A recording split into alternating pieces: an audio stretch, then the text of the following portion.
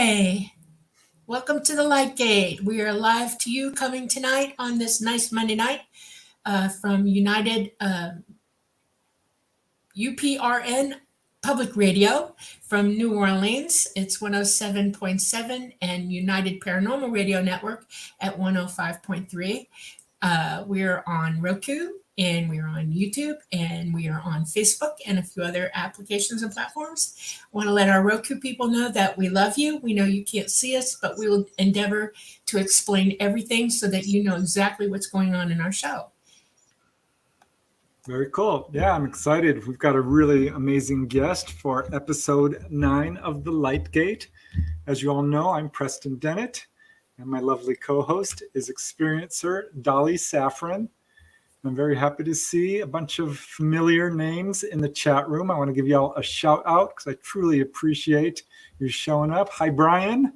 Hello, Gray Troll. Rad Peanut, always good to see you here. And Scuba Maru, Girl in the Desert, how are you doing? And DGK. Hi, DG.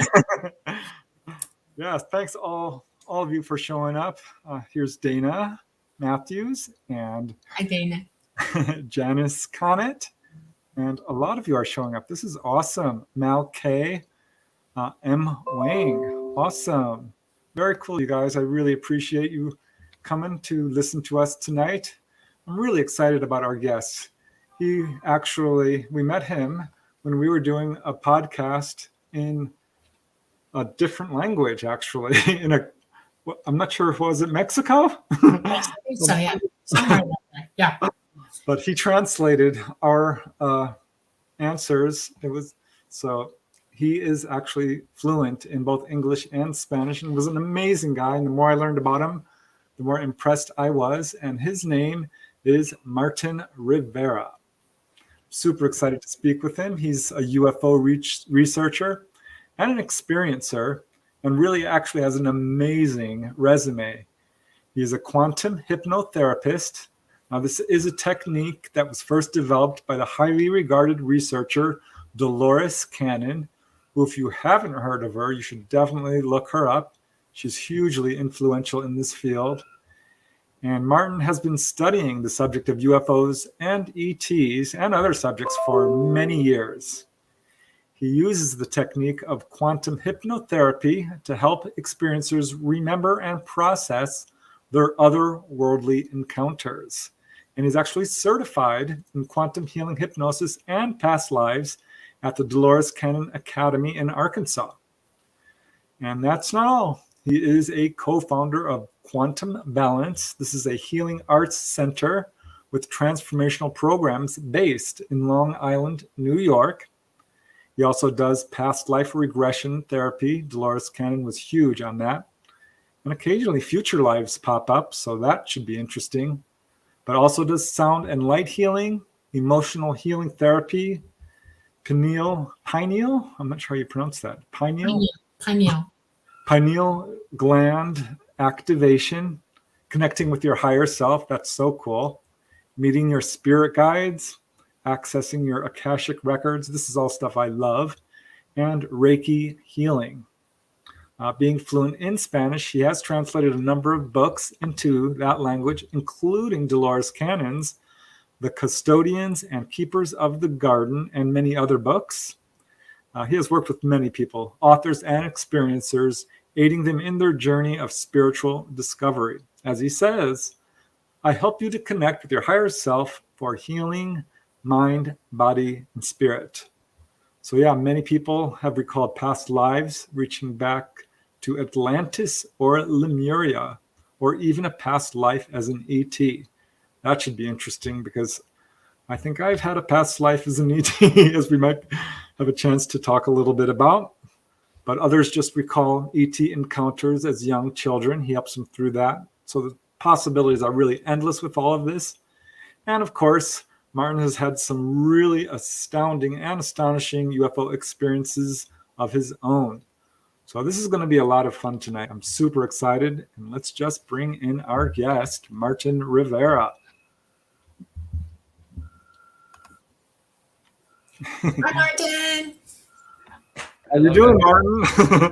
All right, so eager to do this show. Thank you so much for the invitation. I really feel privileged to be here with Dolly Oh, and yourself present. Thank you so much. Yeah, well, when we first spoke and you were doing all the translating for us, you just had such a bright light and love energy that yes. I was instantly entranced. And looking you up, I'm like, wow, this guy's very accomplished. So yeah, I mean, I'm super excited to hear all about your journey learning hypnosis.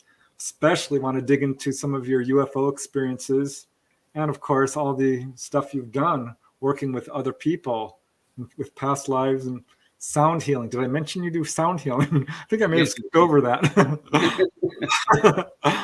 But yeah, I thought it might be fun to start with your own experiences, because you sent me some notes. You had some Yes. really interesting experiences with UFOs as a young kid. I would love to hear about that. All right, then. So let's start up. So buckle up, people, because it's gonna be a fun ride. Well, I was born in Mexico City, and then since I remember, I had, we go down to the point, right? I had this experience. I was like between 3 and 4, and I was in the backyard. I remember these huge trees. You were when you're always a kid, you see Everything's everything is huge. huge. Everything is big, house, the trees, everything. But I remember playing, but with myself, and then and all of a sudden, like between the trees, I see this. Now I consider it was like a UFO, like wobbling, real like this, with multicolor, totally silence that Wow. discarded any helicopter. I'm talking about like late 70s, So we arrived in Mexico City, and then there was no sound whatsoever. And I just, I stared at him, it just went by, silently wobbling with lights, shining around. And that's it, I just kept it for myself. And for me, it was like, you're a kid, you don't think about, Well, and I mean, then how low was it? How close was it to you? oh, yeah, that would be interesting. I could consider like probably like a couple blocks away from me, really, because I was able to see like a size like this, Yeah. behind the trees. I was able to see like there were like 2 or 3 trees, and it was like just going in, from the back, and it Wow. was like slow moving and wobbling, Now, was anyone else there with No, I you? was like playing with myself. It was like almost, like yeah, it was getting like darker because I was able to see the light shining, so it wasn't like that bright. Neither wasn't like really, dark, What So were it was you kind of like thinking at the time? What was going through your mind when you saw it? Which, nothing. It just, I was, like I say, I was a kid, so I look at it and let it go, I mean, Wow. nothing went through my mind really. But Later okay. you on, remembered just growing up, it. yes, Well, I'm jealous because both you and Dolly had experiences very early. I don't remember any. I think probably I did, but I suspect, Martin, because this is a pattern that turns up in so many contactee cases, that they show up at that age. And I have come to learn, and I've said this before, probably on this show, I don't know, but when someone sees an object that's pretty close, and that's more than just a sighting. I think that they showed themselves on purpose. I'm speculating, but having heard this so many times, I mean, that's remarkable. Age 4. Wow. 5. you, you went through hypnosis, we can know exactly what happened. We can go back to the same scene. We had two ways with Dolores technique. We have these two ways. Either you go back exactly the point that happened, and we go Right. over the subconscious, or then because her technique, you can call the higher self. I don't know if anyone is related to this concept. Oh, yeah. All I'm right. certainly familiar with it, but yeah, feel free to explain. All right. The higher self or the source, that's who really the one who answer all your questions, because when a person comes for a hypnosis, we ask him to bring two set of lists. One, all your questions that you ever had in life that you cannot understand, accidents, illnesses, events, conflicts, all sort of kind of stuff, that you didn't get, that you didn't could understand. Why did this happen in my life? And the second list is your health, present and past. So part of the protocol of Dolores Cannon technique is like, you know, you experiencing sometimes those past life. We call it like quote unquote past life, because we know time, it doesn't exist really. Right. So because everything's existing at the same time, really, But for the general public, we get used to say the term past lives, right? So sometimes people experience 1, 2, or 3 past lives, or sometimes a future life, or sometimes they open the subconscious part of ourselves to release that trauma that you had accumulated, that you suppress, that you subconscious mind automatically suppresses, like when you go through an event that it was very stressful, automatically to protect yourself, the subconscious, that's their job, repress it, in order for you to survive. But then that is really toxic sometimes. Well, I really want to dig deeper into that in a little bit later in the show, but I still want to look more about or hear more about some of your other childhood experiences. Okay, whoa. Wait, did you do hypnotherapy to recall that incident? I haven't yet on my own, really, because Okay. I've done 2 sessions on my own hypnosis, but it was for healing first, Okay. But then, yeah, that's still pending on, of course. Yeah, that's on my risk, but it's on my own, you know what I mean? But other people, yes, I go directly to that, Okay. So what was the other experience you had? Okay, the other one, actually, I had one with my whole family. We were at this park, and we see this UFO like just darting, boom. We all just stunned, my father, my mother, my sister, when I had little sisters, we all started, like stunned, and then jokingly, making jokes about it. But we all witnesses, you know. But the one that really, that gets my whole attention, I was like, that was way back in 1991. It Ooh, I was, want to hear about this. Yeah. yes, that's amazing. That was the solar eclipse that happens, through the whole country of Mexico, from the west part and going to the middle, like a whole lot of states, covered the solar eclipse. So I remember just going to, the rooftop. I used to live in a 2-story apartments, so we went to the flat roofs because we're in the city, Right. And then I remember just me and my friends, getting ready, the whole process of the eclipse, And by the time it was total eclipse, you can look up, it's only like a minute, Right. That you can see the ring, right? The Just clone. like this, like the figure behind me, just that. Yeah. And I remember we were looking up, that was amazing. Just think about it, like it's like New York City, Mexico City, like New York City, all traffic, stress, ambulance, sounds everywhere. All of a sudden, it's like everything stopped. When the eclipse happened, even the temperature dropped down. You could feel chills. You usually like 80 something degrees at that time because it was in July, so probably like upper 80s. So it's pretty warm, and then you could feel chills. So it kind of like a drop, like 60, like lower 60s. And then everything's silence. I was like a movie, Everybody was quiet, and staring at the sky, looking at the solar eclipse, and then to our left, we saw this bright object, hovering, and we start speculating, like, is that a planet? Is that a star? We all start, speculating about it, but we all saw it, and it was strange, But then, as the eclipse move on, the object we could barely see it, and then kind of like a disappear. And we were like, and then the following day, I guess you all know about Jaime Maussan, which is one of the journalists, biggest journalists in Mexico, who, he was invited over to this TV show. It was like a live TV show, and it broke the record. We went for hours, for like, I can't remember whether like 8 hours, but it was a 2 hours live TV show. So it went for like almost 8 hours. So, and then he started getting all this video footage from people from different parts of Mexico showing that object. So there was a solid proof in there, there was something in there. I'm so familiar with that incident because, as it turned out, I went down to Mexico to see the solar eclipse. Did you? I did. I was not in Mexico City, and I kicked myself to this day because we actually went to Baja California, La Paz. Right. But we saw it, and it was amazing. You're right.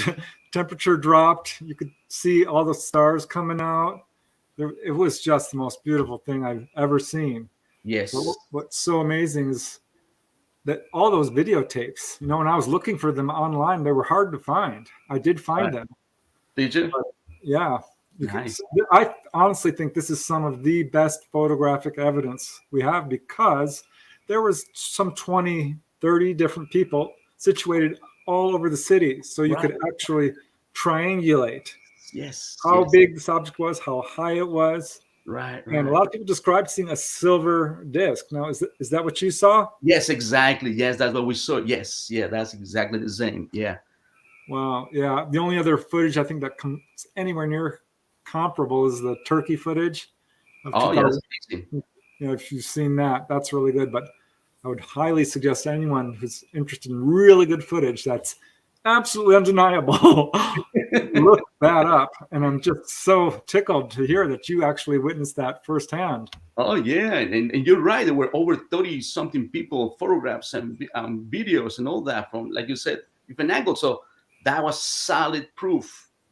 Yeah, I think that was an absolutely intentional display. Yes, it was. You know what I mean? Preston, did you pull one of those clips to put up or not? Oh gosh, I could search for it. Well, I don't know. It was hard to find. I should have. I know. Yeah.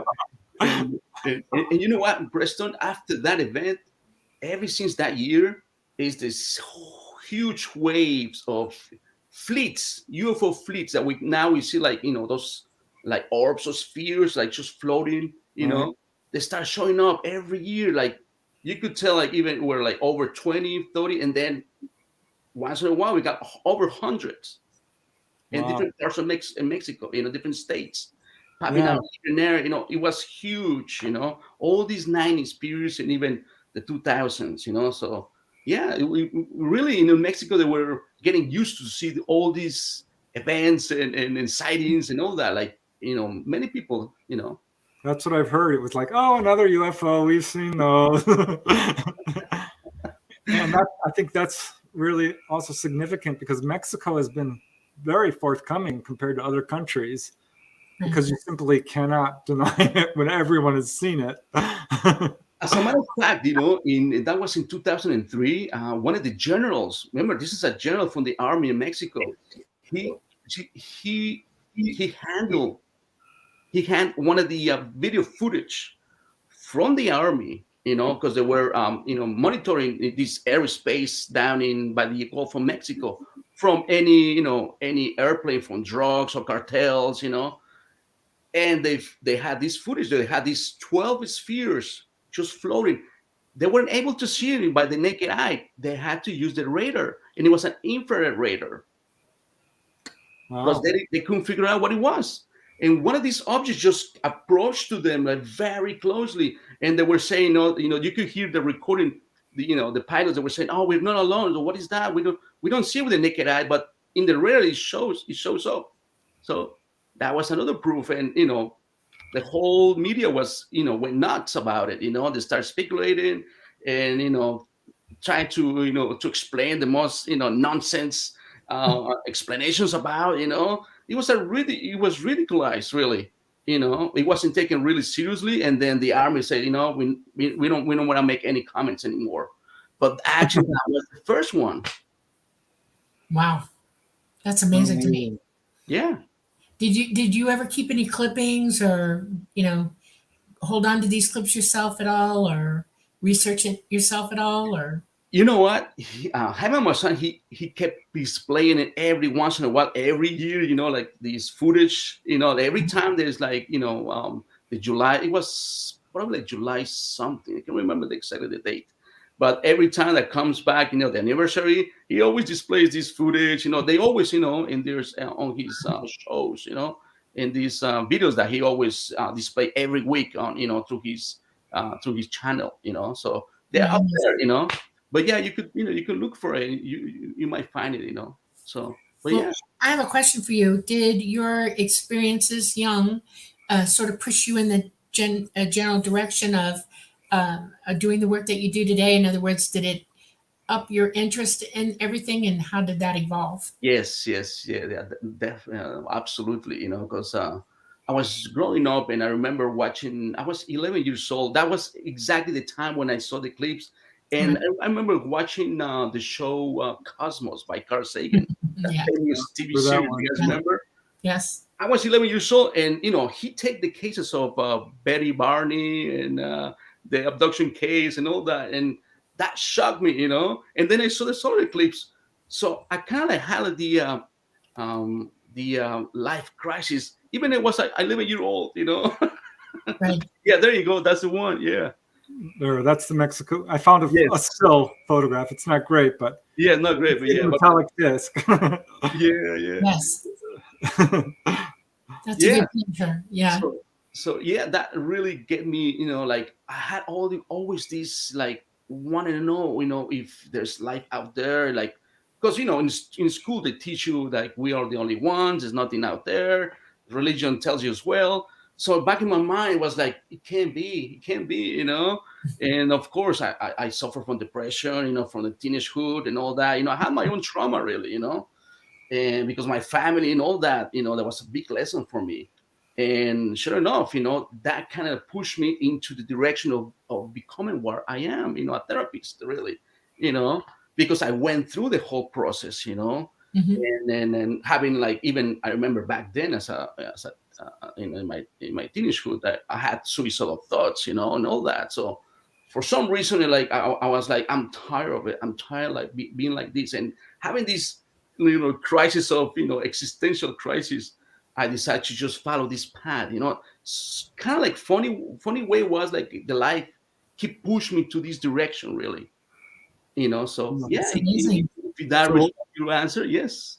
what was it like? I mean, so you moved to the U.S. at some point and discovered Dolores Cannon's research, and what was the whole process of learning how to do this? Yes, yeah. When I moved to the U.S., I still clueless back then, and of course, I was studying and working. I had all kind of works to support myself. But then I decided there was a point in my life that I said, like, what is my priority? I want to be good with myself. I can't just because I had like these times where I still have this depression, and feel sorry for myself and not letting go about the past. That's how I started, approaching to these, all these therapies, all these alternative therapies that, because I knew back then, because I don't want to go into the process of conventional treatment of, having pills and all that. I was like, no way, that's Right. not going to help me. So I discovered this field, and sure enough, when I start, doing, hypnosis sessions, workshops, retreats, and all that, I start feeling that, feeling good on myself and understanding my own journey, and going through that process of forgiveness, understanding, and that was my empowerment. That's when I discovered Dolores Cannon. And funny thing it was, I remember, hearing actually Johanna Diaz. That's the one I, introduced you guys. That I help you guys with the interview. You Hmm. know, Oh, he yeah. present yes, he present a Dr. Brian Weiss. You know, one of his books back into the late '90s. That's the first time I heard about past lives and all that. So I heard that interview and I started digging his books. And sure enough, I started digging other people's books and start going over the material about past lives and all this. But then when I stumbled upon Dolores Cannon, that was in 2010 when she was presenting her latest book back then, which is the three waves of volunteers and the new earth. Can you guys see it? Yes. Yeah. Yeah. Yes. She's very popular. Oh my Her God. books are still on the Amazon bestseller list after many years. She's passed away, of course. Yes. God Yes. bless her, because Yeah. yeah, and she was also very much interested in the whole past lives. And I think Oh my this is God. very interesting to me because this is connected. People talk about UFOs and they don't want to talk about the paranormal and the past lives. I'm like, wait a second here. They're absolutely connected. So I'm kind of really excited to hear you sort of pulling that all together. Yes, everything's connected, really.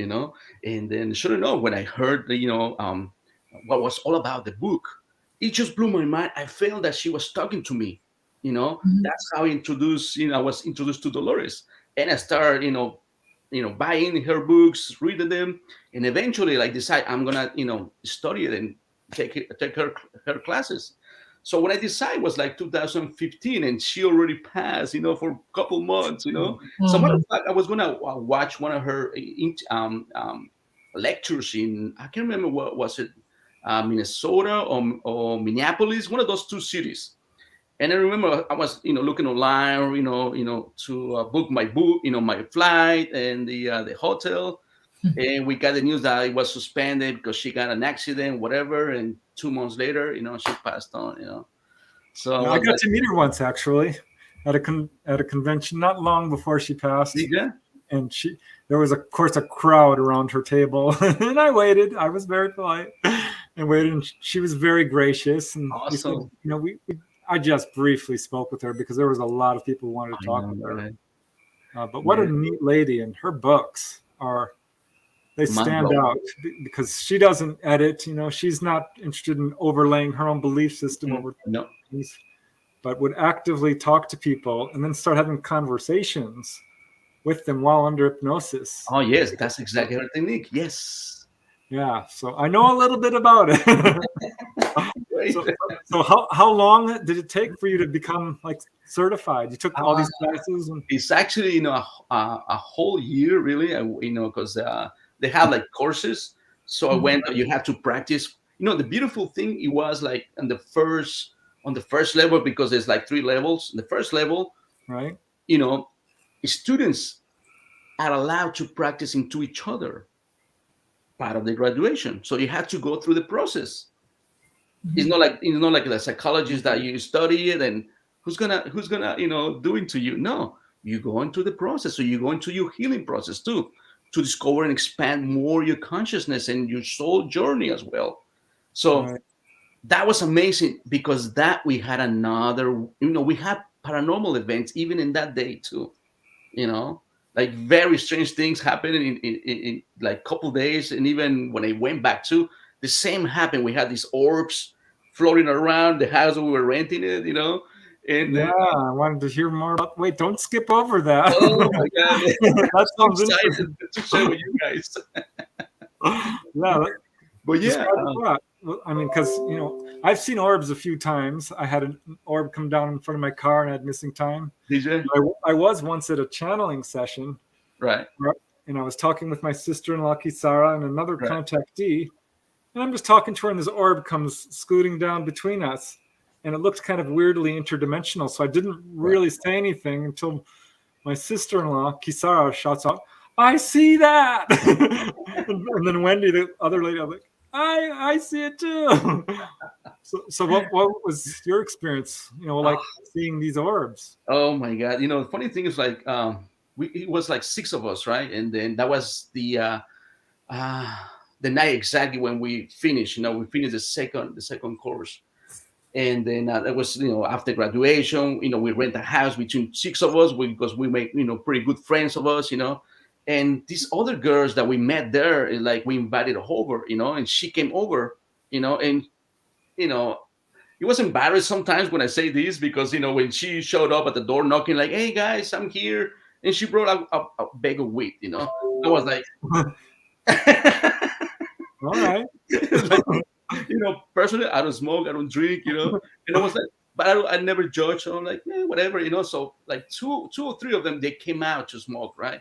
So me and other two girls, I was cutting a watermelon actually. I was in the kitchen, cutting it, and we just talking over, whatever, and then like half hour later, one of them came back in, goes like, guys, come out. We seen these orbs floating around the house. And in my mind, I was like, these guys are just hallucinating. So I kind of like came out, reluctantly, and I go like, so I went there and I didn't see nothing. It was like for pretty more than 5 minutes. So I was like, where are they? I don't see anything. And then I remember, like, I was gonna say it loud, like, I don't see. I was gonna say the word nothing, Then this orb came from a top of a tree, a pine tree, a tall pine tree, came over like slowly, and it flashed a beam of light in my face. Like here I am. And you Wow. can see, he kind of blind me, and he went like this. You can see the beam light just going an angle, going back to the orb, and just continue his path. Flying over, going across the other house, and just getting lost. But it was very very low, like probably like 30 feet higher, because the pine tree was pretty big. So Mm. probably Did like you feel 30, 40 anything, feet. or did you get any messages or feel anything, or? No, we all get like really excited, But then, yes, after knowing that, say at that time, I was having a session with a client. Here's how my method is. When something I experience or something else, I have a client that doesn't know me or doesn't know other people. Then when we talking to higher self, then we can make these questions, and then Right. we have the answer. See? Very, very cool. Well, So yeah, the answer was, if you want to know what exactly was. the chat is definitely listening. Here's a comment from Izzy-Beth. You can just feel his warm heart. Sorry, Izzy-Beth, I had to put that on because it's true. And here's another really nice comment from Dr. Flor Zatarain. So happy to see your guest, Martin. He is my QHHT practitioner. Wow. So, very Amazing. cool. Well, she's a doctor, see? So nice to see you, Flor. Thank you very much. Very cool. So yeah, this completely transformed your life, huh? I mean, this absolutely took a hold and changed the direction of your life. Exactly. So yeah, I was able to, ask these kind of questions sometimes with clients, and yes, I had an answer back from higher self, explain us that we were related, because that was part of my plan too, and they using my consciousness to be aware of this dimension, so other people can see them. Wow. Isn't that strange? So after you graduated from this class, I mean, what was the next step? Because you co-founded, this organization, and you're getting into sound healing. And when did you start hypnotizing Oh, people? that's actually, was 2015, and then the Healing Art Center that we have. Well, Dr. Flora is my wife, really. In between both of us, we do these programs. She does Very kind of like cool. fasting stuff and nutritional life food. So she takes care of people, on their physical part, and I'm taking care of the emotional part, or mind's part. So, and I use all these techniques, and I had really strange experiences with some people, even using sound healing. Wow. Right. I want you to explain that to me. What is that? Okay, sound healing is a technique, using sound, sound balls, these crystal sound balls, or even the metal ones that are Tibetan sound balls too. Right. But they've been calibrated with different frequencies. It's Right. like when you have these binaural beats, they have two frequencies, and when they play at the same time, it creates a third one within your mind, in your body too, kind of like shake you up. Yeah. But then I combine it with a little technique of hypnosis to relax you, Okay. and I had amazing results. So let me show you this. This little. So here's one of my balls. Oh, See? nice. So it makes Wow. a frequency, and I have a set of 5 of them. Which sound frequency is that one? Yeah, this is about 432, and then it's like different ones. Okay. Right, it goes to 500, it goes to 700. Yes, you can. Yes, thank you, Okay. thank you, Preston. You did your homework. And you know what? I had a magnificent experience with a client that I couldn't get in under hypnosis, and she had many issues, but she had many very stressful life, and she couldn't even concentrate, to have a quiet moment. And anyway, I use the sound balls, I that's when I start experimenting, and combining it. And then I also have a machine, that blinkers, kind of like a blinkers, but it's like a light frequency, and it Mhm. works on your brain waves too, to get you down to the alpha state, or sometimes the theta, depends, in yourself.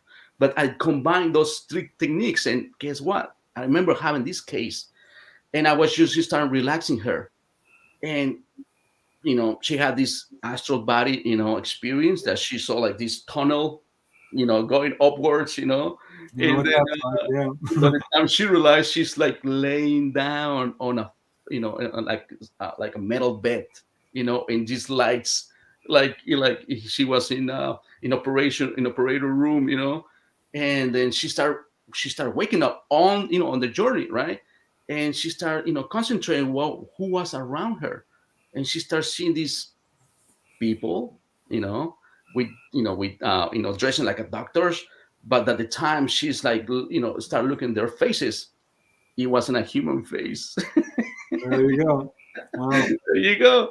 And she was gonna get excited, she was gonna get scared, but then something tells her mind, you are okay, you are protected, we're gonna help you. Right. And she passed down, like she just fade away. And later on I wake her up. And the funny thing is, like, she never told me, because I had other people, it was kind of like a workshop doing at the same time, Oh, yeah. many of them. And then she took off, because after every workshop, you were able to, we can share whatever experience you have, only among us, and then she told me, no, I had a light headache. 9 months later, she calls me back, and that's where she, told me about, her experience.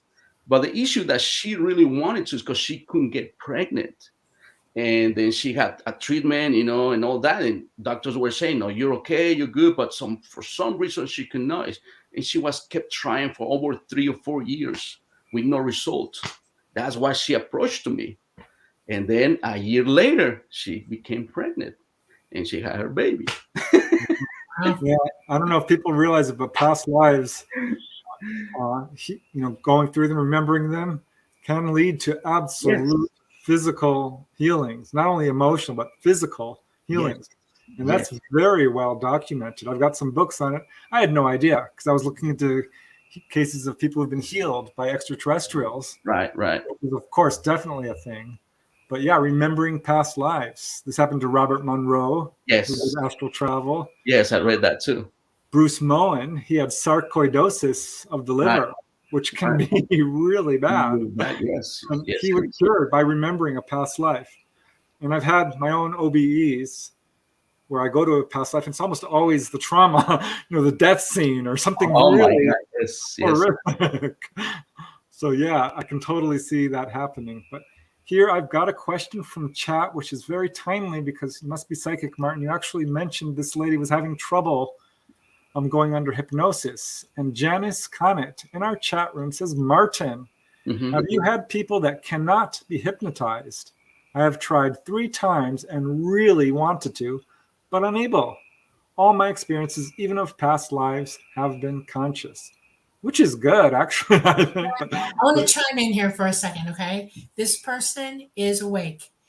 Your consciousness, who you really are, you're indwelling this body, is wide awake. And your physical mind has to be able to hear it, hear yourself talking to yourself.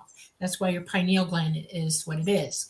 And if you have remembered past lives on your own with no help at all, and you're not able to be hypnotized, that's because you're already awake. Exactly. You just need to revel in that and start experiencing that as it is. In other words, just go within. Right. The sounds help, the singing bowls help, but you have to push everything away from you. You can't have anything to bother you when you're doing it.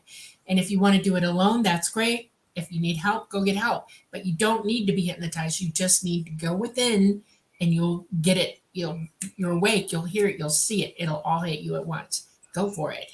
Yeah, absolutely. This question is coming up. So, I mean, what if you're not remembering stuff and you still can't be hypnotized? Yeah, exactly. Yeah. Then you have a control issue. Exactly. Yes. I had a protocol, really, when people come for hypnosis. I put them to this protocol to I teach them first to meditate, to a technique of meditation, and I have a recording that I send it to them, and they must practice on their own this self-guided meditation that you breathe in and just, doing, a visual technique. Right. And you go into this clear space of your inner peace, Right. where there's no control, like you said, Right. no fears, no doubts, Nothing. no skepticism. That's how you must come to for a session. Right. None of that.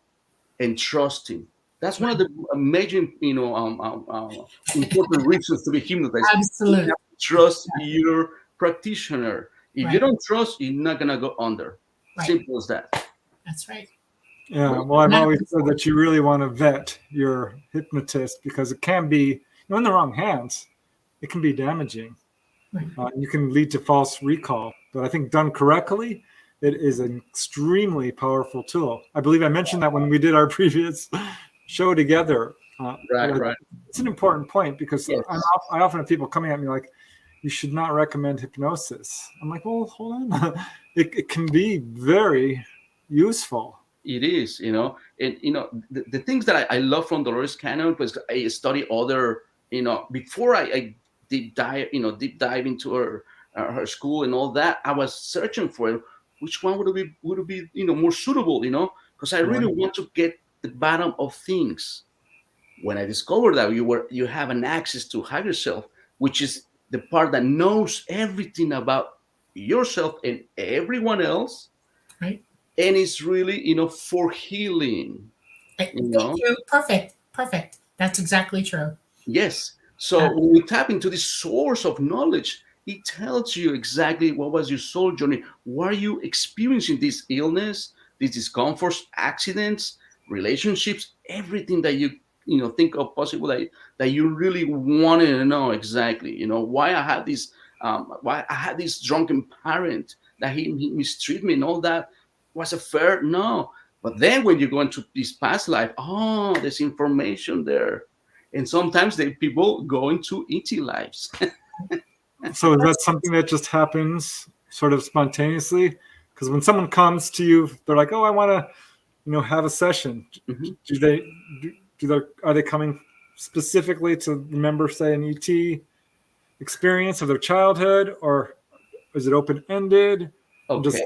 Where do they go? Does it sometimes? Right. I imagine sometimes it goes in directions you're not expecting. Exactly, that's the thing, because we don't know where people are going to explore. Because higher self, that's the one who's conducting the session. Exactly. Really? Exactly. Yes. It's the whole point of know thyself. We're all here to learn about ourselves and to heal and to gain wisdom and knowledge. Yes. And you have to do it with yourself first. That opens you up, and then you hear everything in the universe chatting to you. You become an explorer at that point, and that's when you start to evolve. But you have to heal yourself first. Absolutely. Yes, and even I find it fantastic that people come to you somewhere in the back of their mind, their consciousness is going, we need this, you got to do it. They're compelled. They don't realize that they're being compelled by their own selves. Yes. And it's amazing to watch them wake up when you do the work that you do, because it's incredible to see. I mean, it's like, oh my God, it's like watching a baby being born. Exactly, Dolly. Yes, exactly. Every session is like that, know. And like I said, for us, it's a surprise too when people start, exploring those paths that we just gonna follow the thread, whatever they, the experience, we just trying to see the scene, and something is important that is happening at that time, and then our job is to move them, from day to day, from important day to another important day, sometimes to the dead scene. As a matter of fact, one of my sessions of QHT, I saw my dead scene at the really beginning. It was very dramatic, very kind of like a traumatic, but it was very healing. Right, exactly. Yeah. Like soul is connected to all these other lives. That's right. And sometimes you carry with it, it's connected, still connecting in your mind pattern, suffering. It's weird. I had a hard time figuring it out when I was really little, because my first conscious memory of a previous life, I was probably 2. Wow. And I wouldn't let anybody touch my back, even my own mother. I was, and she couldn't get it out of me. Why? Don't touch me. Don't touch me. And it's because I remember perishing at the hand of somebody else. And I'm not going to describe it. It's too creepy. But let me tell you, it affected me really hard. And I kept thinking. And then it popped into my head when I was about 4 or 5. Oh, I know what this lesson is. Oh, my heaven. there is no death. It's all life. Yes. Even though I wasn't in that situation anymore, I moved on, and I shouldn't be really weird not about it anymore. I should be grateful that I got out of that situation, and I can bring forward through my own life a resolution to it, and I did. And it was almost, you release it. It's a wonderful feeling. It's like being born. You just Exactly. you just lose it. You just go, oh, that's what it means. Okay, I'm good. Yeah. And every Yeah. single life you remember, there's a lesson in there. That's what karma is. And we just go through them and heal ourselves. Until Yeah. one day you're just sitting there, you're going, I'm cool. I'm really cool. This is I good. started having out of body experiences. It was one past life after another because I was very fearful, and I'm like, oh, this is probably why, because all this trauma. Right. So I'm wondering, Martin, like, what are some of the more dramatic sessions that you did, which kind of took a direction you didn't expect? Can you think of any Yes. example? Great I'm sure question. there's a lot. Yes. I had this case where, this girl was, she was molested when she was a child, and then she's coming out of the, at the end of the war, the civil war in Central America, and his father was, kind of disturbed and crazy really after, being battles and all that. And somehow she started getting molested by him, by his uncle and all that. So she got this trauma for many years, she never spoke to anyone. Wow. But then when we went into the hypnosis part, Yeah. this is very interesting because it's related to ET lives. Right. She Right. saw herself as this red being, it was like a human, body and all that, with no sex. They were kind of like like either Yeah.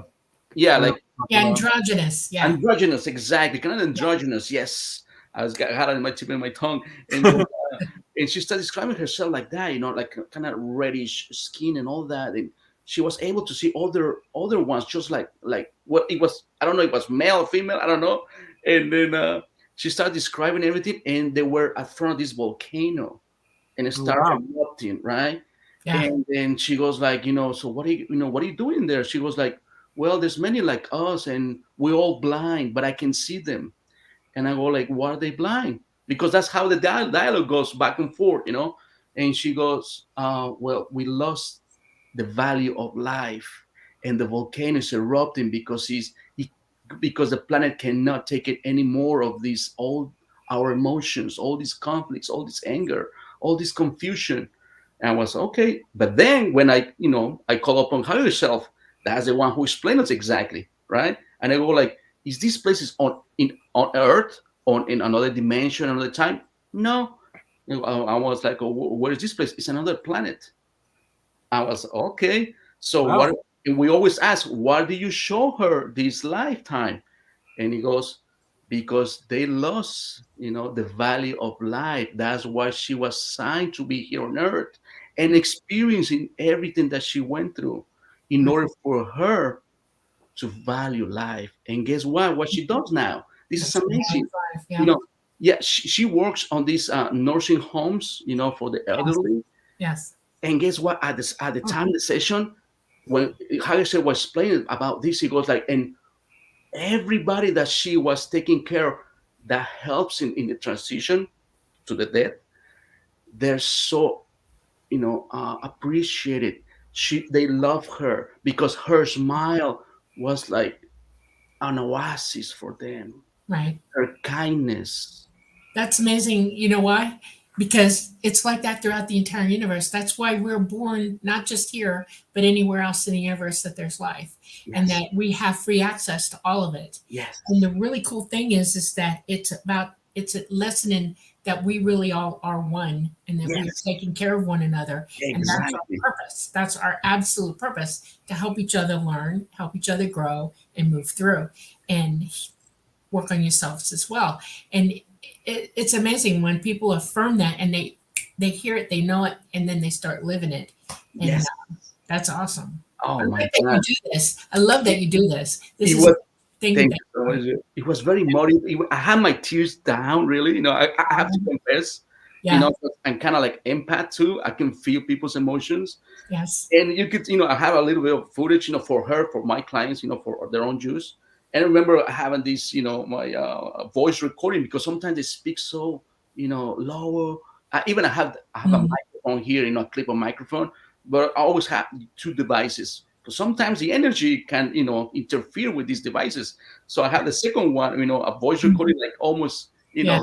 closer to the mouth, and film it, Yeah. And I remember shaking my hand like this, but I was focused, and my tears, streaming down, because it was very moving, what she experienced. And of course, it was Right. so healing for her, and she was able to understand why all this happened to her Right. in the ET life as well. That's amazing. That's amazing.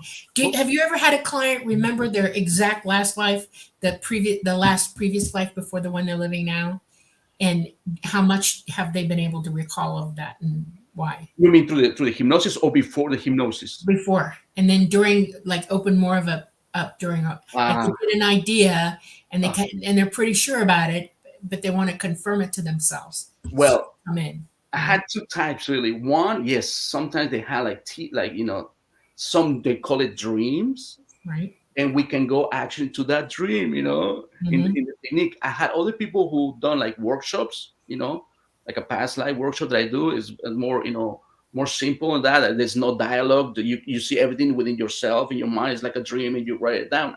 Right. After when we finish, and sometimes it could be, for some it could be information. It Mm-hmm. could be a lot of information. It depends. It's everyone's different. But I had this young lady who recalled her life being like a fish, Mm-hmm. and she was like, confused, after the Yeah. workshop. Yeah. But then she decided to, to do, a QHT session. I'm like, okay, let's go into the lifetime that you saw it, like kind of like a fish. And guess what it was? She was a mermaid.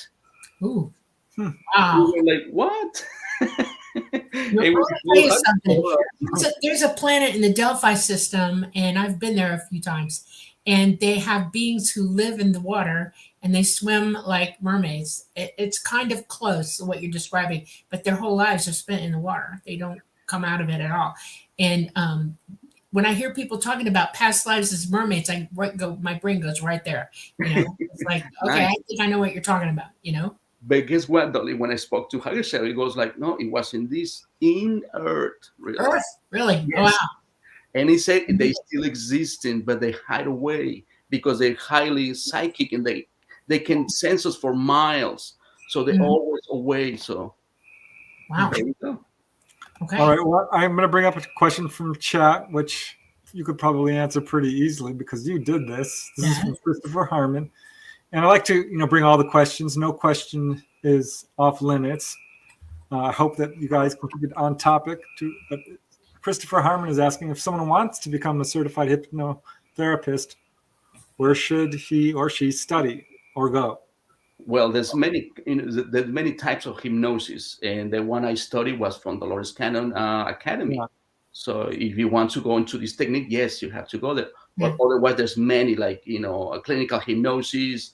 There's many of different authors they throw out there, and then they have their own courses and all that. But like I said, I was searching before when I decided to do Dolores, because that book for me was very special. And I was like, but then when I discovered the power of ourselves, the higher self that you contact with, I was, my mind was blown away, and I said, this is it.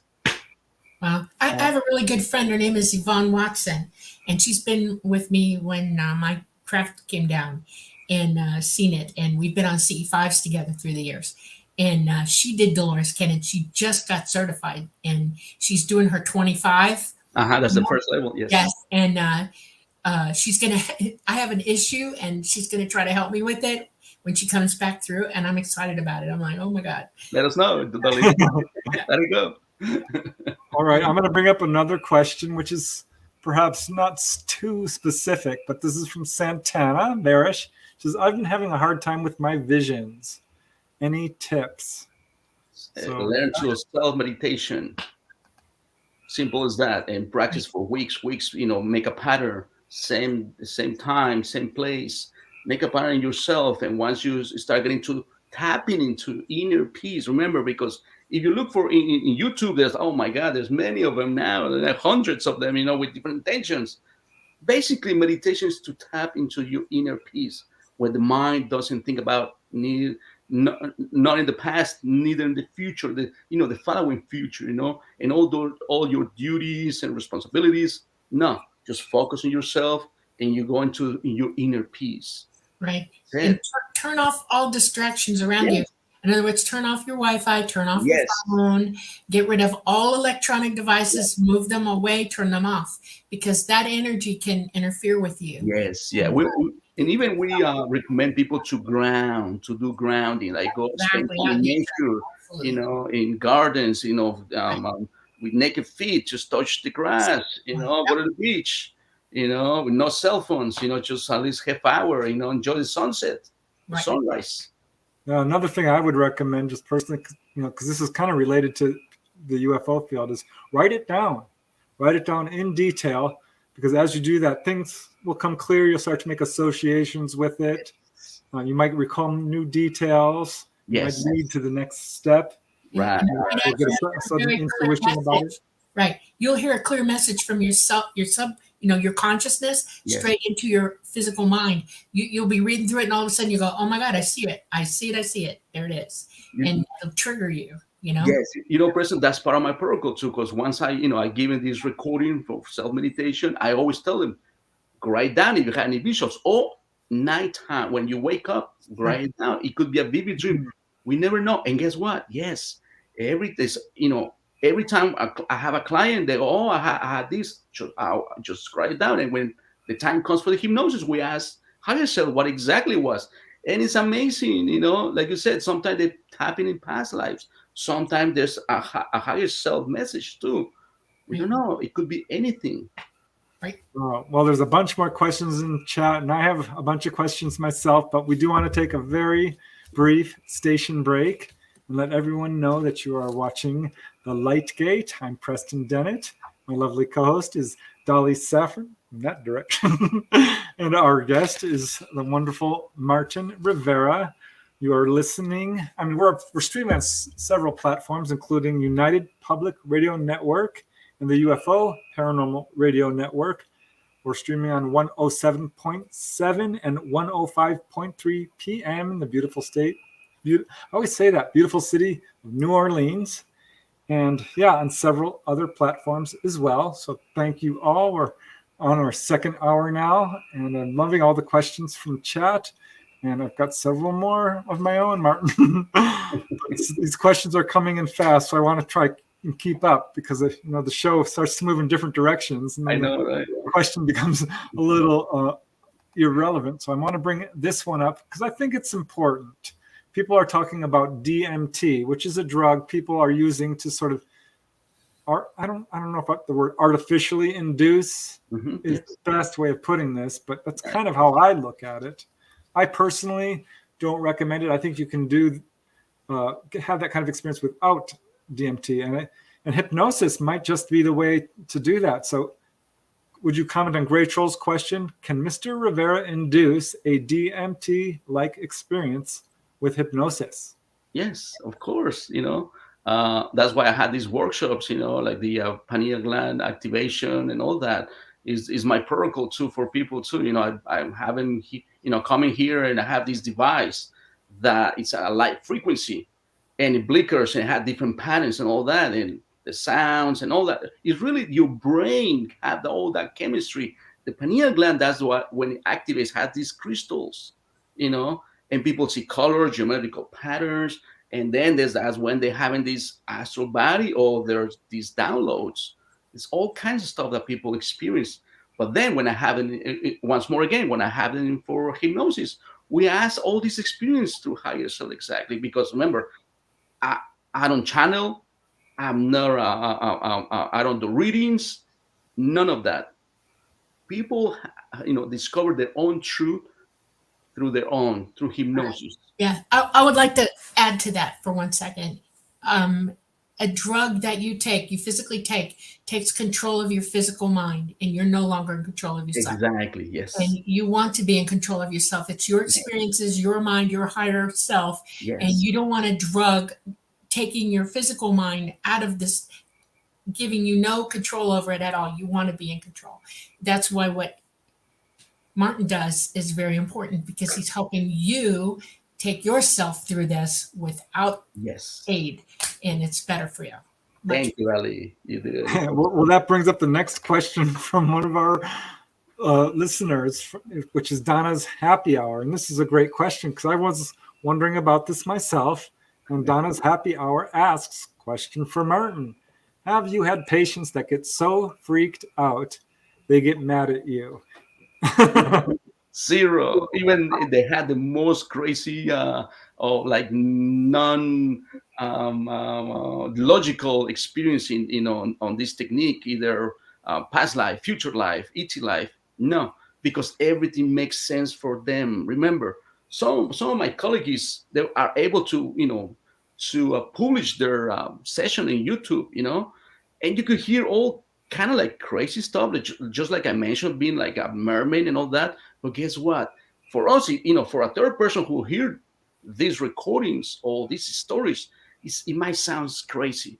But guess what? For them, it doesn't. There's no fear involved.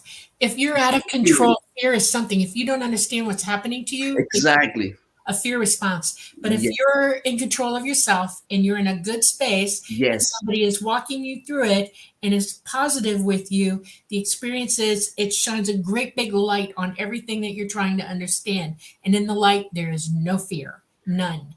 Exactly. Yeah. And this technique, for us is the most optimum way is that you go into the somnambulistic state, which is kind of like a trance you're not aware of.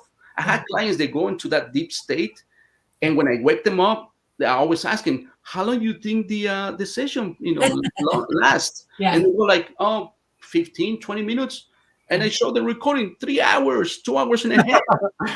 Wow. Well, that goes to show that time is not what we think it is. Yeah. There you go. So I have no one, because when they come for a session, they already practice meditation for 9, 12 weeks before doing the hypnosis. So they're ready.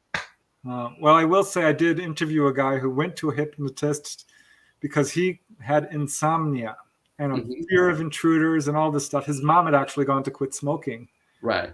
And he recalled an ET experience that completely blindsided him. He was not expecting it. And he woke up and he was mad.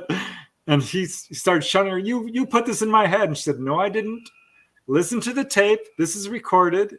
You had this experience. Your mom had the same one. She was there with him. And he started crying. He profusely apologized. He's like, I'm really sorry. It was just a lot. And it helped heal him quite a bit. Right. It started actually it opened the door to bring more memories. So is that something that you see when someone has a session? It starts, the session will bring in so many memories, but then afterwards, does more come following it sort of naturally? You know what I mean? Some of them are really crying during the session, but they're under hypnosis, really. But they understand that part of themselves. Why, remember this kind of technique, it's focused on to the healing. Right. So exactly what higher self will show you, no less, no more, what you need at this time. Now I have a real in-depth question for you. Okay. Uh-oh. When you're dealing with somebody, we all know that emotional pain stops people dead in their tracks. Mm-hmm. They'll climb up faster from emotional pain before they will from physical pain. And they'll drag emotional pain lifetime to lifetime to lifetime to lifetime. And what people don't think of sometimes, or they don't realize, is that emotional pain can stop you from moving forward, but you have to go through it to understand it. And how do you deal with that? That's a great question. Like I said, remember, every client that I had, they go to this preparation of self-meditation for weeks, right? So they come now with the sense of coming for having a nap. That's it. Yeah. And they hand me this list of questions, and that's my job. Once they experience their whether past life where higher self show them, then we call the higher self, and then that's how they start, having this healing. And we have this conversation with higher self, and going over, okay, per se, I had a client where they have fibromyalgia, right? Yeah. And then they go, okay, why did she experience this, this issue? And he goes, we literally explains the cause of it, control issues. And then, of course, it was relating to the past life that was showing to the client. where the origin that came from, Yeah. and that carries into this life. Yeah. But then when the clients that he's like, some of them they shake a lot because that's when we it's Yeah, funny it's a shock. Yeah. because we ask like what is going on, and the higher self goes, oh, we just putting more light into the body. And I go like, why? Because we shaking their self memory away, fears, control, and all that trauma that had been in the body. Right. And it goes, he's like, shaking, jolting and all that. Some of them, not all of them, but some cases they do, Yeah. Yeah. And so it goes like that. So actually they are in the per se in the hands of source. Right. So what could be wrong with that? Nothing. I have a small opinion about that. I'm glad you said it like that. And I know you know what you're talking about now because you understand. I know you understand. Okay. When you're leaving your body to OBE, you receive or you feel a vibration that can feel like an electrical shock. Sometimes it's a great big shake, boom, and it's, and I thought about that for an entire lifetime. I thought, what is that? Am I got the electricity in my body doing it to me, or is it my consciousness doing it to me as it leaves my body? Am I feeling my consciousness energy? I mean, I was like all twisted up trying to figure it out. And I came to a conclusion. Your consciousness is all light and it's all energy. Yes. And as soon as your consciousness becomes connected to your physical mind, to your physical body and everything, that's where the light's coming from. It's coming from you. Yes. That energy you feel, that electrical current is coming from you. And it's amazing to me that you put it like that because you're describing it exactly. Your consciousness, your physical your conscious being is affecting your physical body to heal it. Yes. It actually has been given the opportunity to get in there and do it because we block it all the time. It is this belief system blocks it. Right. All the trauma, all whatever you think of life is you're creating it unconsciously. Exactly. This is so totally cool. Thank you. You need to write a book. I swear. You just need to sit and tell everybody this is how it works. You should give it a shot, do all the reading, and start meditating. I mean, that's fantastic. So how many people have you worked with? Just a ballpark figure. I have a young career. I've been doing 8 years so far. Ooh, and I consider the ones I really love, like very successful, is less than 100 really, but they had very, very profound healing and experiences like way top of the head, like I said, sometimes they show them future lifetimes. Sometimes the ET life, sometimes the lives that you couldn't even understand, life as a rock under the ocean. Interesting. And there was a reason for it. Why did they experience that? So Penny Rummel is asking, where does Martin have his practice? So can people reach out to you then? And because we have some of your links in the show notes, which we'll post. Of course. I forgot to put the link on my own. I was in a hurry. Like, okay, let's go. Quantum Balance, that center, and it's bilingual. Remember, it's a Spanish version and an English version too. And I'm based on Long Island, New York. Oh, all right, Long Island, New York. Very cool. Awesome. Yes, and even people who experience per se one, I had she was experiencing being a lava. Wow. In a volcano, she was part of the lava, and there was a reason why. And how you say explain why was the reason. So it's those sort of things that people can experience into this technique. Your consciousness can go anywhere and do anything. You don't need to be born. You just are. If you want to go lay in a volcano and lay in a lava pit and feel the lava and you're consciously in it, you can do that. That's real. You can experience anything anywhere. You can go interdimensional and you can experience it from different dimensions as well. It's, your consciousness is free to go. It is endless what you're capable of doing. Even timelines or parallel lives too. Some stuff. Yeah. So you've had people go under and remember past lives way, way, way back to prior, what we would call, like Atlantis or Lemuria, right? I think you mentioned some of that. This is one of, it's not my session really, but as far as I know, it's from my colleague. And the client even wrote 2 books about it. Listen to this. This is mind blowing because she was remembering being in Lemuria, right? And the time where the destruction of Atlantis between the two of them, Lemuria and Atlantis. But then when they go back to see where is the origin of these civilizations, she was experiencing being an ET coming to Earth, Oh, wow. crashing on Earth. Yeah. And in order to survive, they start to, interbreeding and having, through like vitro, taking cells from the natives of the planet for them to survive. That's how Lemuria and Atlantis was, founded, really. So she wrote 2 books about, and even she got healed from a head tumor. Wow. And she's That's a teacher amazing. journalist too. So think about that. So if you allow me, I can show, her books, and here's her books. So Oh, the Child of the Universe is the first one, and the second one is the Gift of the Stars. Yeah. And it's one of the most detailed accounts of past life that I ever encountered. So these are a couple of the books that you actually translated, huh? I'm translating the second one. Someone else translated the first one, but she asked me to do the second one. And there's a whole lot of detail about this, program and these beings coming from another star system. And amazing. They described Atlantis at the end, why it was destructed, the whole thing, it was like, and even how the survivors, what happened to them. Wow.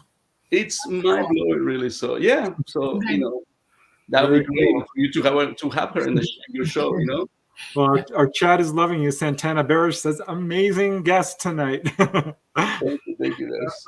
It's very cool. So I want to hear something else before it gets, because time is flying fast. Like, yeah, you gotta go over to the other experience. But I want to hear about Sisto Paz Wells, because I am a huge fan. Do you?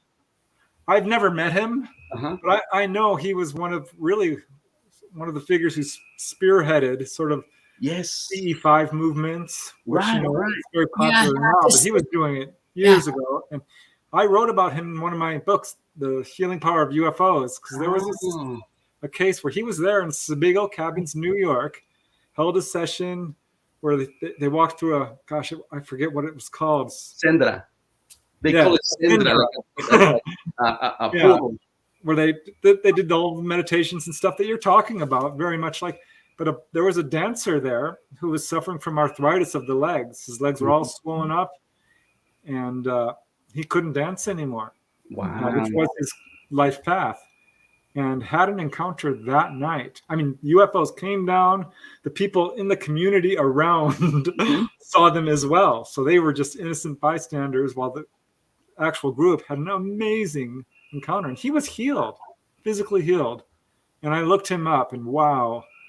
I mean, Mission Rama, I think that's what it was called. Yeah, Mission Rama is a group. Yeah, yes, those are the ones. Yes. Yeah, so you met him, right? Or yes, yeah, I met him. I've been with him in these pre-scheduled encounters twice.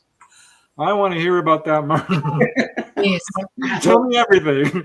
I'll send you the picture. Would you like to, display the pictures that I sent it to you? Are you able or not? Yeah. Oh, is that the one without the large group of people? Yes, with the ones standing up doing mantras in the stone. Okay, there's like a monolith. Yeah, I'll pull that up. Yeah. Awesome. Yeah, just while I'm speaking about this, yes, actually I discovered this Sixto Paz in the mid-90s. Yeah, Sixto Paz Wells. He's a contactee from Peru. As a matter of fact, his mother, he's from the U.S. And guess what? He was banned to come into the U.S. for over 20-something years.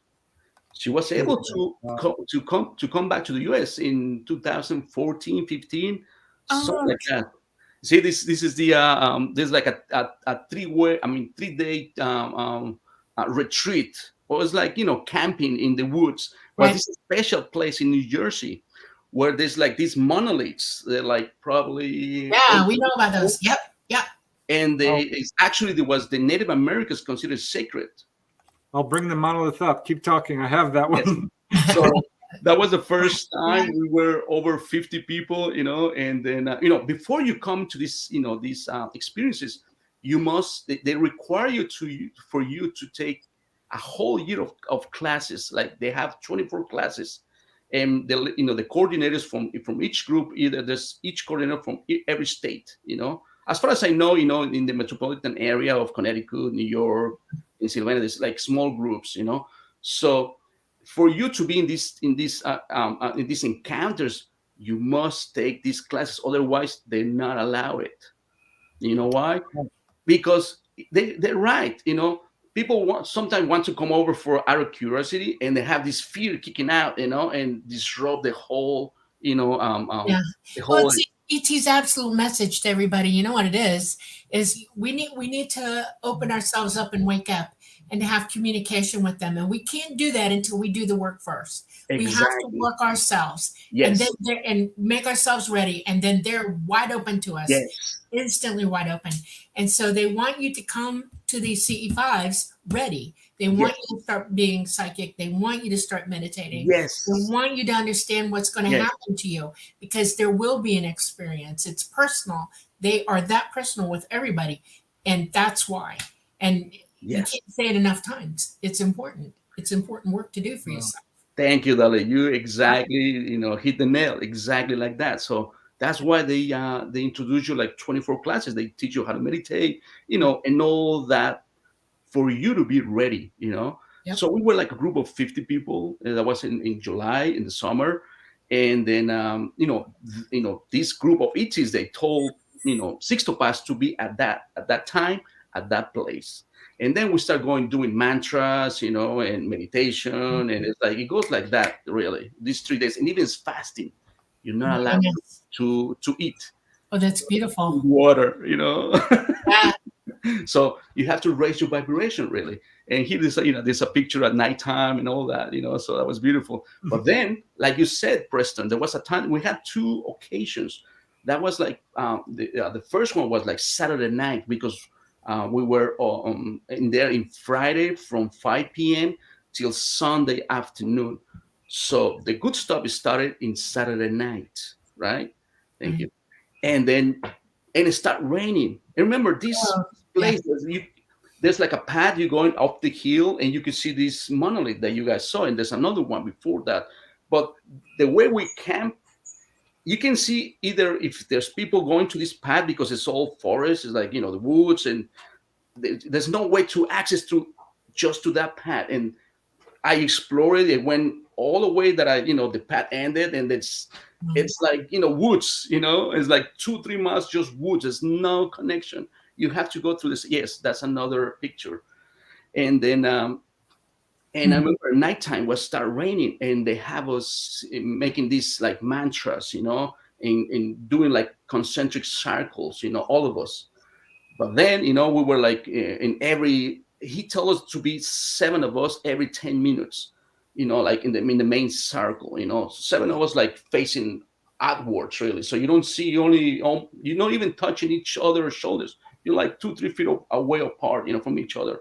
So I remember it was raining, really, in this pitch black. We weren't allowed to use cell phones, nothing. You concentrating there, right?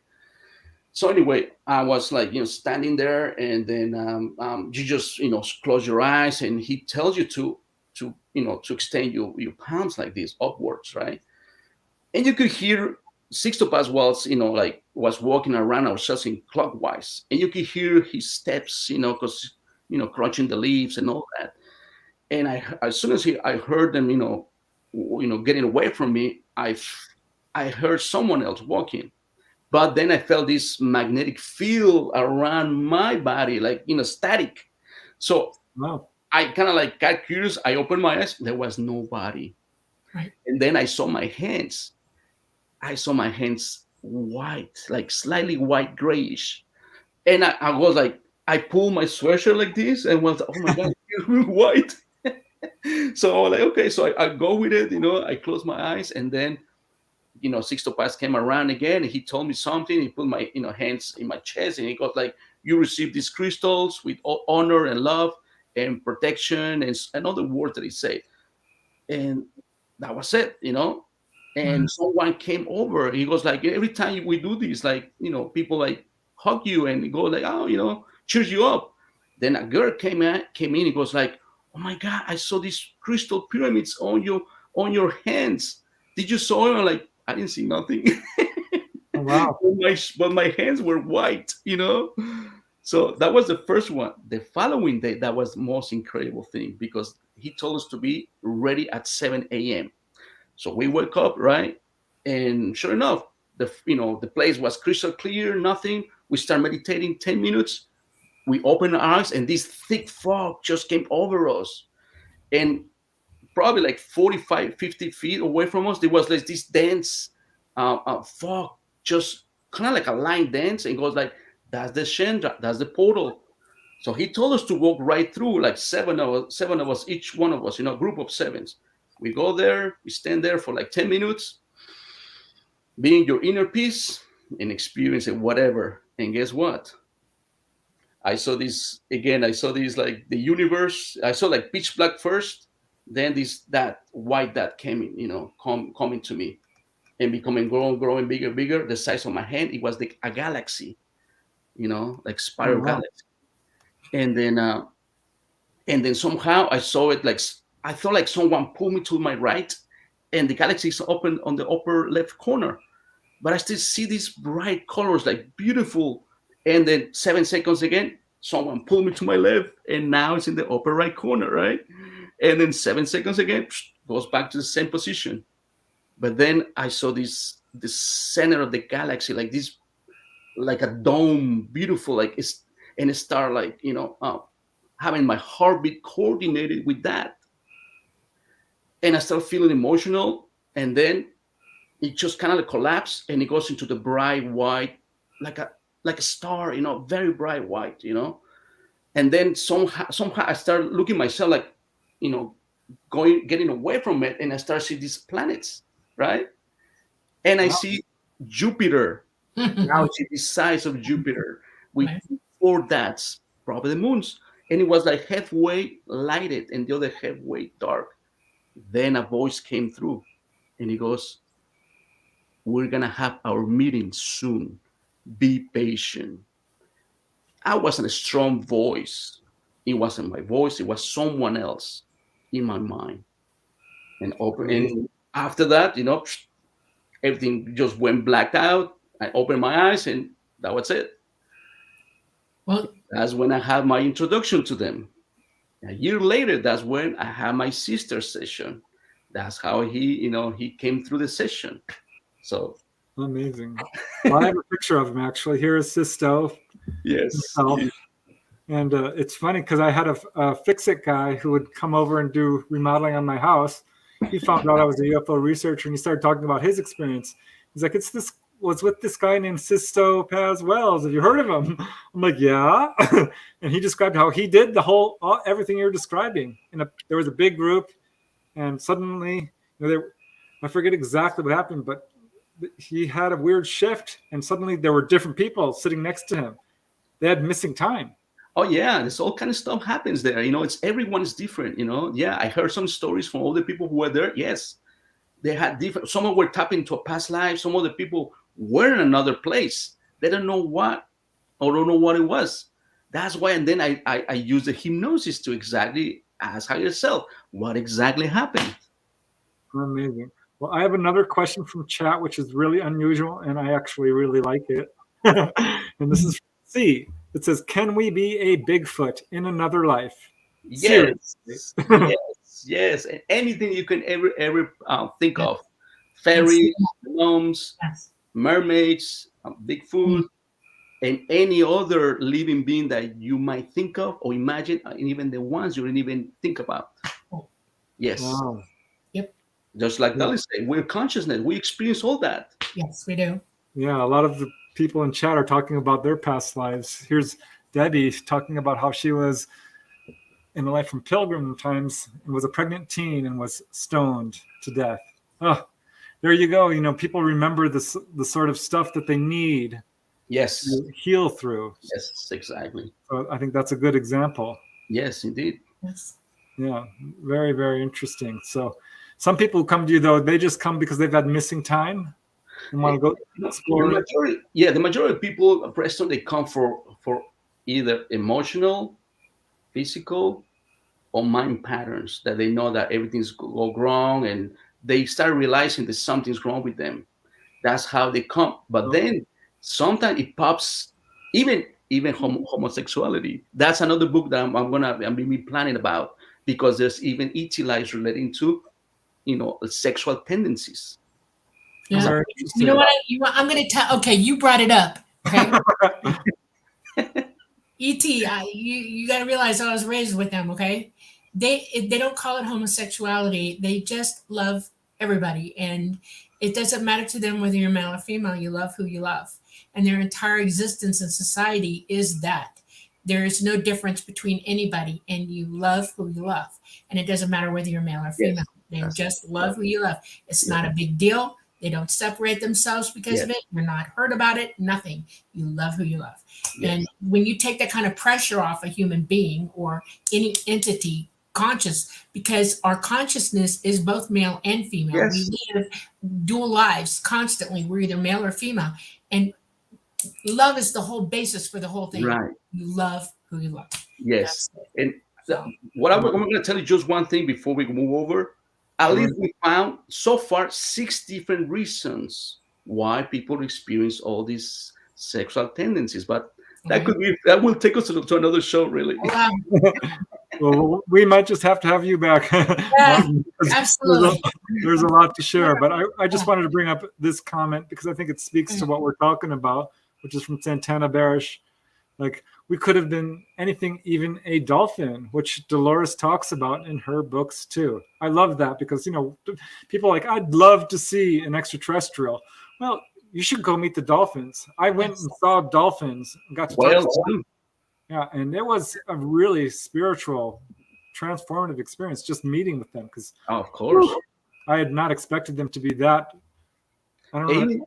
A loving energy coming right from them. Yes, even they have a frequency. They emitting a healing frequency, even for people who suffering some kind of condition, a mental condition, anything. Yes, in QHT session, how I shall explain. Go to the dolphins, go to even horses. All right. Well, here is another question from C, and I think this is a good one. How do we know it's not imagination? And I would just kind of counter that is, have you been able to ever get proof? Because there are many cases of people who've recovered past lives under hypnosis and go to the gravesite like, oh my gosh, there I am. So is there any indication? I mean, I know when it's just the emotions of it are so genuine. Of course, like I said, when we go over to higher self, that's almost 100%. I can say 100, but over 90%. Don't remember when higher self come through and start explaining about this conversation and explain about everything. Yeah. And sometimes I even ask other people's, information, issues that they're looking for me because they can't do it, in person, or friends that I have, whatever, they have paranormal events. I ask higher self, and when they hear the recording, they go, "How do I know this? I don't even know this." So their doubt and their skeptical mind goes away, it goes out of the window, like, oh my God, it was real. And of course, higher self explained it in detail. Why did you experience that part or whatever past life or anything that happened during the session? Wow. Exactly. Right. Yeah. I'm bringing up another question, Dahlia. If you have another one first. But here, let's just go with this from Doxy. It says, Martin, have you found statistics on male to female ability to connect with past lives? Yes, well, that's my own research. I know there's probably, like, I don't know if it's documented or not, but based on my own experience and my colleagues too, there's even, I could say even there's like 70% of people comes for a session as females. And they are more connected, more easy to connect. Why? Because remember, males or men are more into the control and analytical minds that are engaged to. Yeah. And women are more connected into empathy is a woman's calling card. Right. Female calling card is empathy, pure and simple. They're empathetic from birth. Yes. And exactly. Males have to learn that a little bit, that might be what your life is about. That's you're learning empathy. So whatever life you're living, whatever sex you're coming in as, that's the lesson that you learn. You either learn the females lesson or the males. Take your pick. And Yes, and thank you, Dolly. And that's one of our purpose for everyone to balance that female and male energy, really. Well, Exactly. speaking to that, in my UFO research, it's evenly divided between men and women in terms of who's taken on board. But Uh-huh. my ghost research shocked me because the majority of people who saw ghosts were women and children. I have some men, don't get me wrong. Right, right. It was our Wow. towards It has to do with women. being female again. When you're pregnant, you link psychically with your child, and you're already practicing being psychic with your child. Most women will tell you that they're having conversations with their baby and they can almost hear them. And Exactly. Yes. that's how that comes There to you go. fruition in their lives. And Yes. children are just psychic; they don't know not to be. So Exactly. I have Yes. a million questions in chat, Dolly. Unless you have one, I'm going to bring another one up. okay. Okay, here we go. Here's a good one because this is something I think which would help us all. And this is from Santana Barish, who says, "What can we do to help open our third eye so we can connect with our highest selves?" Well, go to Martin. This is what he does. Yeah. Self-meditation too, like everything that we mentioned before, Dolly and Preston. Yes, all that helps. Meditation, grounding, the dreams, following intuition. But yeah, most of all, practice what I always recommend, go and tap into your inner self. I mean, your inner peace. Why And you have that inner peace? Yes, it goes. The information can flow more efficient or more visuals. And But you don't have, forget, your body is a temple. And you yes, have to bring to it clean things. In other words, clean water, clean air, yes, clean food, yes. nothing to pollute it and nothing to Okay. become toxic from. Then those two things, we're talking about balance again. Both of them, you balance the two together and you'll open up, no problem. So learn that. Yes, yeah, organic stuff, Yeah, toxic free, and no drugs and minimal, whatever, but yeah, no chemicals really. right. That helps a lot. All Yep. right. So here's another question, which is about people who recall past lives as an ET. And I was curious about this. Has anyone like identified what race or where they're from? Because Deborah Holcomb is asking, have you had clients who have experienced Andromeda or are from there? No, even for Andromeda and other places that sometimes they don't even have names. It's only frequency. I have a client where experience, these small beings, like kind of like, look like grays really, but they're not, and they have this luminous body. And then I ask him, where are you guys from? He goes like, our home is the cosmos, you know. And is there any place where you from? He goes, there's no name for it. Right. So, Those are actual light beings. They're real. They yes. exist.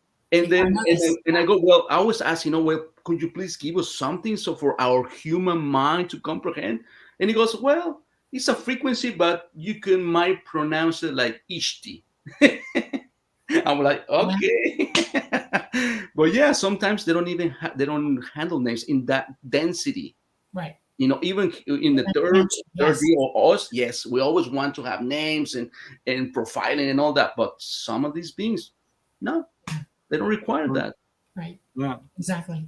All right. Well, I'm going to bring up another question because this is fun. I love keep the questions coming, guys, because this is interesting. And this is one from Doxy. And I like this question. I have my own answers to this one, but I'll let you dive in, Martin. And Doxy asks, Martin, you mentioned the experience of downloads, etc., download experiences, etc. What if this happens normally without hypnosis? Yes. What Yes. if it's something that has been daily since childhood? Okay. Very example. See this back here?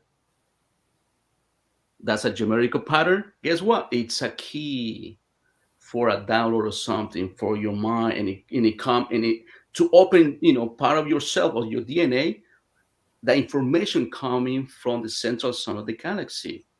Right. All right, and it goes into yourself. It's like, I'm gonna give this analogy. People who work in computers, like computer programmers. Have you guys seen the movie The Matrix, where all these numbers falls and Yeah. nonsense? Yeah. That's kind of like that, really. It Yeah. opens you up at certain abilities, or just to adjust your frequency, because the Earth is changing its own frequency. I want to add something to this. If you're downloaded daily, Whatever download you get a day, write it down. Write down your experience, write the whole thing down.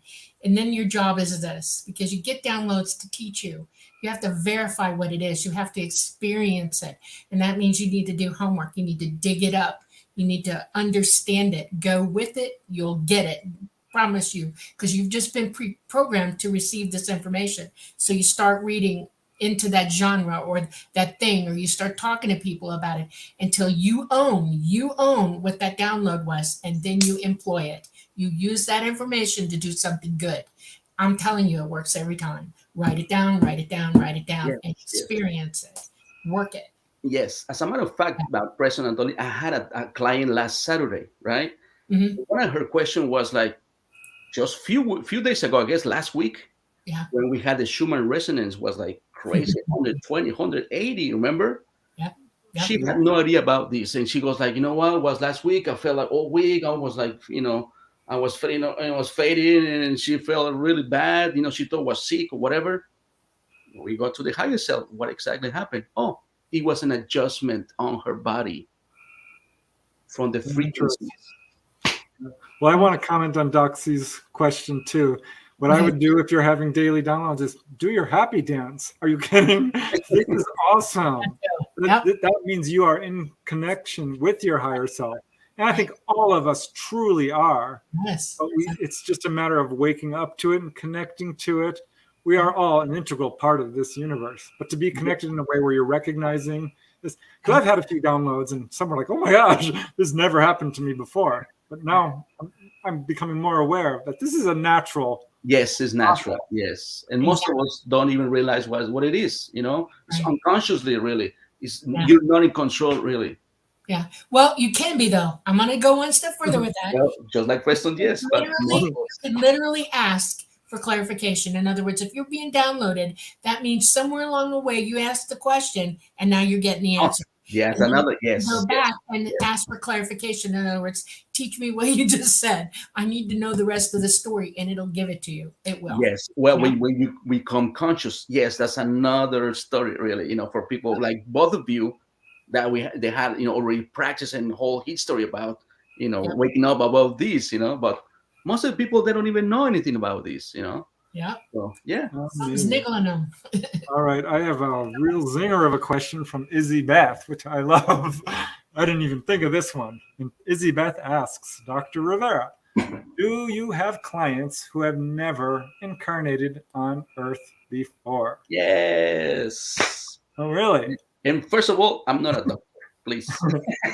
I'm just a therapist, a humble therapist, but with a whole, curiosity and endeavor to do this and healing. Yes. As a matter of fact, I had 2 clients already. And not even those clients, even other people that I know, it was revealed through sessions that their sons or these children, they had never incarnated in Earth before. This is their first incarnation. That's how I was resonating with this information that Dolores, call it the 3 waves of volunteers on the new Earth, because it speaks about these new souls, because that's the plan from the councils, aiding Earth and the civilization in order for us to move forward into this other new place, this new dimension that we, struggling to go with, And of course, they saw that, well, when human beings discovered the atomic bomb, and we had this nonsense, almost 3,000 atomic blast tests around the world. Guess what? It not only destroyed our ecosystem and environments, it affected all the worlds, because everything is connected through portals, for this, it's like a body, really, our universe. So some of these civilizations were affected. As a matter of fact, there's a session where one of these beings, he described their world got blown out because the radiation from the atomic blasts went through, and their planet was so sensitive they had no time to contain it. They had to build motherships in order to evacuate the planet.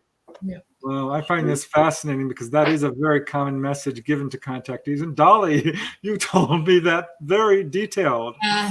Yeah, they literally, they see the past, the present, and the future. Yes. Sometimes they see the warnings of us doing stupid, and they will move huge bodies of people out of the area, because all the dimensions are together in one place. Okay, we're in the same place. Right. And they moved them out of the way because they knew it was coming. And I mean, it's a big deal. That's why ET wants us to stop using nuclear bombs.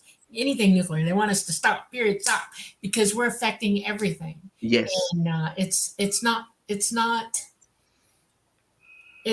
horrific to them. It's absolutely horrific, and they can make us stop. It's up to us to stop ourselves. And it's bad. And so they will move people out of the way. They will dimensionally move people out of the way.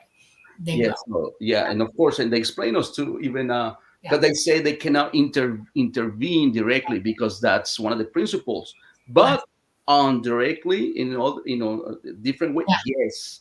That's why they had this plan of these new waves of volunteers to come to, first of all, heal Earth. That was one of the messages that was through my sister, really, where these so-called Earth Guardians came through and give us a lot of these messages. And remember, well, people would say, it's your sister. Guess what? My sister was like a Jehovah's Witnesses for over 20 years. And think about just his belief system was so, narrow to the religion. And then having this session, hypnosis session, and even these guardians presenting themselves and displaying all these, these messages through her, and even speaking through her. Yeah, you just said something about 3 or 4 sentences back, which sort of resonated with me, because this is something a lot of experiencers have told me, that the ETs told them. We can't intervene directly. You have to solve your own problems. We can only teach, guide, heal, help, wake you up. But it's up to you. I want to say this. It's important because it's up. When I was young and I was being taught by ET, if I did something totally stupid or I was about to make a huge mistake, they went dead silent on me. They stopped talking. And it was obvious. Nobody had anything to say to me. And they left me to myself to figure out why they were backing off. And I finally learned the rule to that. And that is question my motives, question what I was doing, figure out why this is unacceptable behavior, or what could I do to make it better, resolve it, make amends, anything to bring a resolution for myself to this. They're not doing it for me. I had to do it for myself. This is how they feel about us. And we are their children. We're all related. Okay. And they know that we created these problems for ourselves, and it is not up to them to solve them. It's up to us. We have to do that. We do. So, and in this plan, they're trying to give us a little push on indirectly, really, new waves, because one of the message was like their energy, they had no karma. Another message, they were saying that we have a symbiotic relationship with the planet Earth. So every emotion that we carry, even through unresolved issues through past lives, all these wars, all these conflicts, affects the planet. Yeah, it affects everything on the planet. It affects every one of us. We're, okay. I want to bring this up. We have more questions, so we want to get through them. So, all right. Go ahead. I'm just saying. Okay. All right. I want to bring this up. This is important information, and I've been sitting on it for a while, and you've just given me an open. Okay. Vibration. Vibration is the result of something that has energy that has already occurred. The energy creates the vibration. If you ring a bell, there's a vibration from it, a sound. Yes. Okay? We are causing vibrational qualities to each other. Yes. The planet is like a crystal. It absorbs that energy. Okay. The planet's not exactly alive, but it absorbs the vibrations that we send to it mentally. We can affect anything in this universe mentally. And we are a huge group of people on this planet, and we are affecting it. And it's a rebound. Just like we're in circuit with our sun, we're in circuit with this earth. And whatever we send into it, it'll bounce right back out at us. Exactly. It's us doing it to ourselves. And I wish people would learn that lesson and understand that this is how it operates. This is how energy works. And if you're going to put a bunch of negative energy, you're going to get negative back. For every action, there's an equal or opposite reaction. Principle cause effect. We all have to understand that. When you hold the crystal, you're not receiving messages from anybody else. you're taking your energy, you're putting it into the crystal, and now you can feel that energy and read it to yourself. You can feel and see your own quality, your own mind in that crystal. And then somebody else can hold it for a few minutes and actually read you from that crystal. Yes, that could happen too. That's how we communicate to one another. And that's how we send it to the earth, and the earth sends it back, you know? And we got to stop it. We have to stop affecting everything in a negative way. Yes, Absolutely. yes. And to add a little more what you said, there's even people who experience being a crystal. Yes, absolutely. All right. Even a star. I've got a bunch of questions, and we have not even 15 minutes left. So Oh my God, it went so quick. So this is a pretty simple one, I hope. Rad Peanut says, how does one find a good, trusting hypnotherapist? Well, maybe not simple, but what would you say? Remember, every time that you contact someone, you have to feel their energy. You have to trust. You have to follow your intuition. You feel trusted or not. You know, that's very simple. When you start speaking and looking at their eyes, you can feel their vibration, like Dolly says. You know, so I will recommend that. I always, when I have a client, we have a free pre-interview, and I always require to go Zoom to Zoom so they can see me, feel me. We speak through for an hour, whatever, and there you go. Use your intuition. I think it's that simple. Yeah. Yes. Do your research. Yeah. Talk to other people who've gone through the experience. Okay, well, here's another. There are some good questions coming up. Here's one from Santana Barish. Question: is there a certain frequency we could listen to whilst meditating to connect with your higher self? Oh, that's interesting. Yes. That's why I use, this crystal singing bowls. They're like, very. I just heard it. Yeah. For other people, like Dolly said, it's just silence. It's good for them. But I had clients that were like, oh, you know what? I can't clear my thoughts. When I hear the sounds, of the crystals, they focus onto it. They even tell me, I don't hear the sounds anymore, neither my voice. So you have to find yourself, which one is more suitable for you. Right. I can give you a hint about when you know you're clear. If you can imagine yourself in a dark room with no sound, no vibration, no anything, and it's like your mind becomes a blank chalkboard. Nothing's written upon it anymore. No thoughts, no sounds. You release everything into the dark. Okay. You have now reached alpha. Your brain pattern goes straight into alpha. Yes. The sounds that you use, Martin, teaches your brain how to find alpha, because each one, alpha, beta, theta, gamma, delta, each one of those has a different quality or frequency. And alpha is important for meditation. Absolutely the most important. And so you start learning to meditate by releasing. It's not, don't hear your own thoughts. Just say, oop, off. Let them go. Turn it all off. Yes. Hold on to nothing. Buddha used to say, let it go. Yes. Let it go. Yes. You'll get there. You'll get into alpha, and you're there because you're floating in nothingness, and all there is nothingness. Yes. That's how you go within, and it's very cool. Then Martin takes over, and he guides you. Exactly. Just like that. Yes. Into truth. Okay. Oh my God, Dolly. I love you. Don't worry. I love you too. It's still your stuff. Great.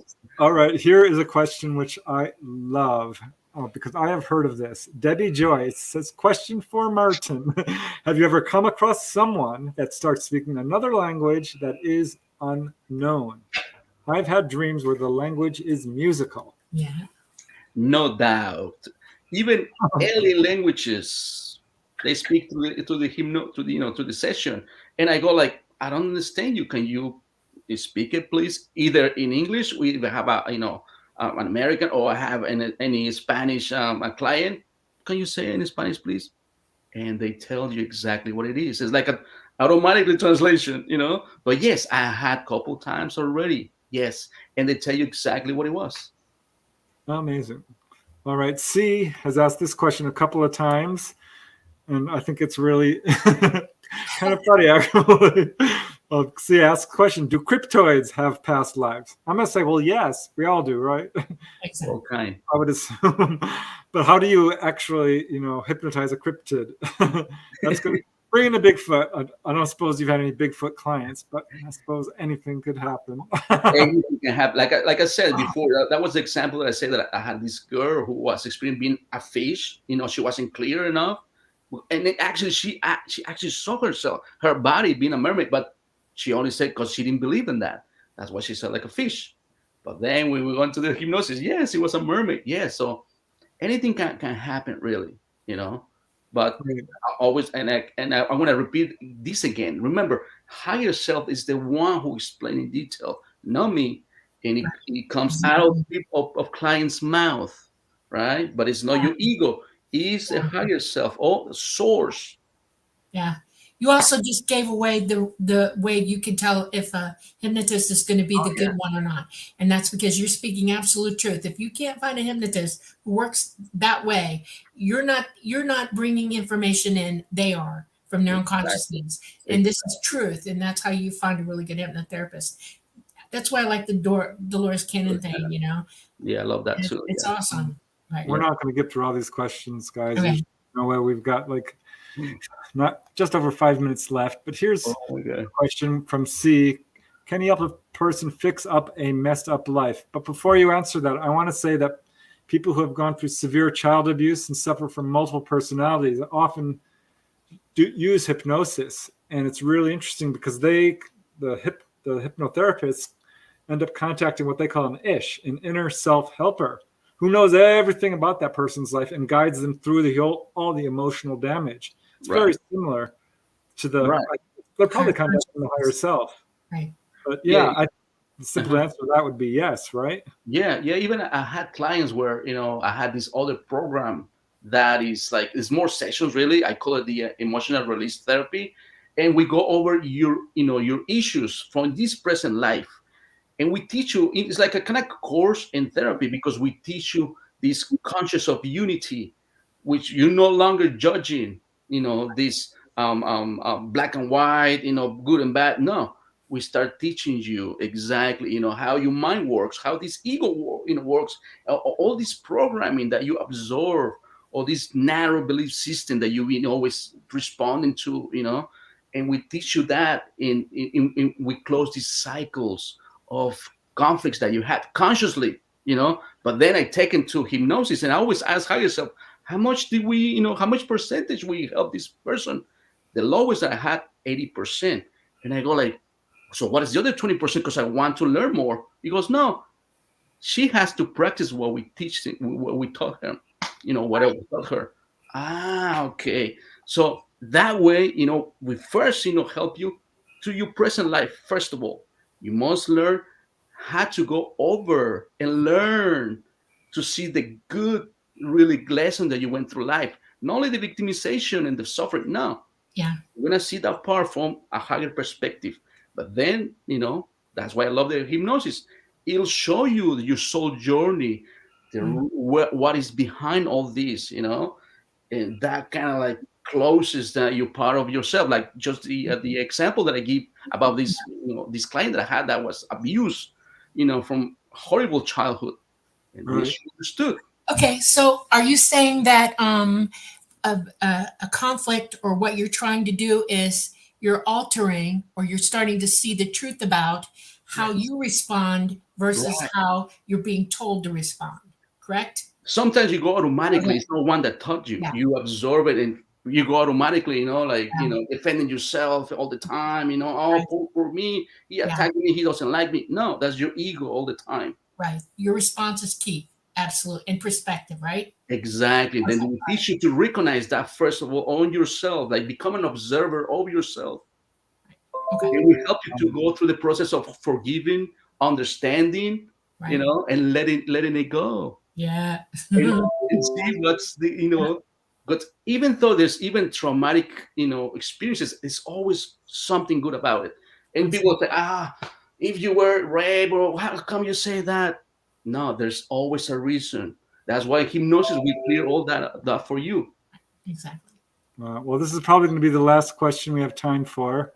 And it's a little bit off topic, but the moon and the stars says, why do some people suggest studying the astral plane in depth before trying to do it, while others just state to wing it. I'd say wing it. You're already doing it. That's kind of what, going into hypnosis is like. It's a journey towards the astral planes. Yes, exactly. In all dimensions and so forth and beyond. There's even more stuff that we haven't, we start discovering these new parts of the universe that we don't even have any idea of. Right. Yeah, it's amazing. Yeah. Well, the comments that are coming in, Martin, are just really complimentary. They're loving you. You're doing a great job. Guys. Yeah. Maybe we can answer one more because we do. Well, gosh, maybe we shouldn't. No, we don't really have time. So I want to give you some time, Martin, to thank you so much. Talk about your own, where people can reach you and some of the links and how people can reach out to you. We'll certainly answer questions in chat later if you want to post them again, because this will be in archives. But yeah, tell us where people can reach you and any information you want to share before we have to close this up, because we have 2 minutes now. Thank you, President. People can reach me in, you can see it www.quantumbalance.center. You can find me there. In my social network, you can find me as QHST Martin Rivera in Instagram and Facebook, and even my name, just Martin Rivera, in Facebook. I interact with those most of the time, but you guys can reach me through my website, really. Yes, and we will also have in our notes your information out there for you. Thank you so much. We would like to thank you for coming to the Light Gate, Martin. We want to do this again. There's more to explore with you, so we're going to make another appointment with you. Is that okay? Oh, that's beautiful. We ended up really short on all this information that I had. Okay, all right. And so we'd like to thank all our audience and everybody for their questions. Thank you for being here with us. We appreciate you. We love you very much. And please come and see us again here. And we're going to endeavor to keep this all going really, really well for all of us. It's an exploration and we're all involved. We also want to thank our producers and sponsors. We are part of the United Public Radio Network, UPRN, coming to you from the beautiful city of New Orleans, 107.7 FM, and the United Paranormal Radio Network at 105.3 FM. We want to thank Roku and Facebook listeners for being here, and our Facebook listeners. And I want you all to go and have a lovely, lovely time this week. And Preston, last words. Oh, thanks, Martin. I had a great time. I knew it was a good idea to bring you on the show because you have really brought a lot of light to this subject. So thanks so much. Thank you so much. It was so much fun. Okay. All right. Bye-bye, everybody. Bye. Till next time. Thanks for coming.